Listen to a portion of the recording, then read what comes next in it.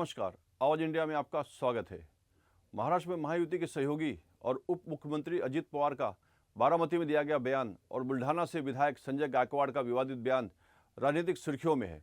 दरअसल महाराष्ट्र के deputy CM Ajit Pawar विदेश दौरे के बाद बारामती पहुंचे और वहां उन्होंने उस वक्त अपना आपा खो दिया जब एक वोटर ने अपनी समस्या के बारे में उनको बताया। पवार ने वोटर को हड़काते हुए कहा कि आपने वोट दिया है, लेकिन इसका मतलब ये नहीं कि आप मेरे मालिक हैं। वहीं विधायक संजय गायकवाड़ ने मतदाताओं की तुलना वैश्या से कर दी है। अजित पवार और संजय गायकवाड़ के बयान को लेकर शिवसेना उद्धव गुट के नेता संजय राउत ने निशाना साधते हुए कहा, विधायकों को क्या बोलना चाहिए यह मतदाताओं का प्रश्न है। अजित पवार ने जो कहा उसे मतदाता आहत हुए हैं। अगर मतदाताओं को सत्ताधारी वेश्या, रखैल या गुलाम समझते हैं तो मुख्यमंत्री एकनाथ शिंदे को इस पर विचार करना चाहिए। राज्यपाल को इस पर ध्यान देना चाहिए। ऐसे विधायकों का इस्तीफा लिया जाना चाहिए। हे बघा, त्यांचा मतदारसंघातला विषय, इथे महायुतीचा महाविकास आघाडीचा प्रश्न येत नाही. असे प्रश्न बघा, तो त्या मतदारसंघातला मतदार आणि नेता यांचा प्रश्न आहे. अजित पवार जे बोललेले आहेत, तुम्ही मला विकत घेतलं नाही, इथे ज्यांनी त्यांना मतदान केलंय त्यांच्याविषयी त्यांच्या ज्या भावना आहेत. आता त्याच्यावर काय रिॲक्ट व्हायचा हा मतदारांचा प्रश्न आहे ना. त्याच्यावर आम्ही कशा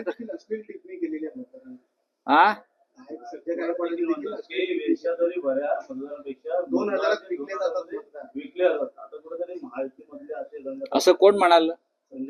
विकले गेले म्हणजे कोणी विकत घेतले? आम्ही नाही घेतले विकत.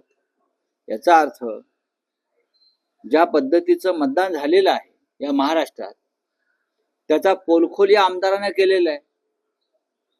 मतदारांना जर कोणी वेश्या म्हणत असेल, लोकशाहीला कोणी रखेल म्हणत असेल, संविधानाला कोणी गुलाम मानत असेल आणि ते सत्ताधारी पक्षाचे आमदार, तर देवेंद्र फडणवीस राज्याचे मुख्यमंत्री आहेत, ही त्यांची जबाबदारी.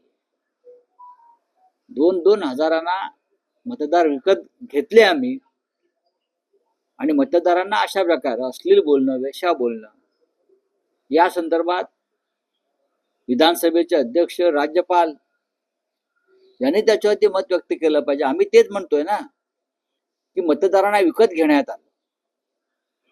आता आज आपण पाहिलं असेल की कृषी मंत्री श्री माणिकराव कोकाटे यांनी लाडक्या बहिणीच्या योजनेचं कसं ओझं आहे सरकारवर, 2 लाख कोटीचं कर्ज झालेलं आहे आणि अशा प्रकारच्या योजना म्हणजे सरकारवरती कसं ओझं होतं या संदर्भात आपली भूमिका मांडली आहे. म्हणजे 1500 रुपये देऊन तुम्ही मतं विकत घेतली आणि आता तुम्हाला ते सरकारी तिजोरीवर भार टाकण्यात जमत नाहीये, तुम्हाला राज्य चालवता येत नाही, हे यातून स्पष्ट दिसतंय.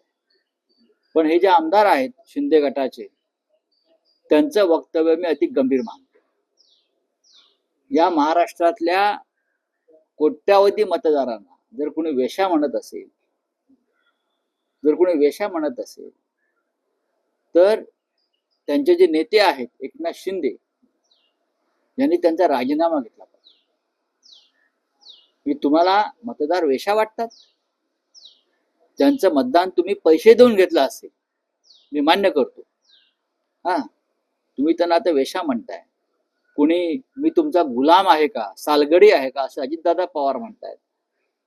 हे कसलं फ्रस्ट्रेशन तुम्हाला आलंय हे समजून घेऊ द्या या राज्याला.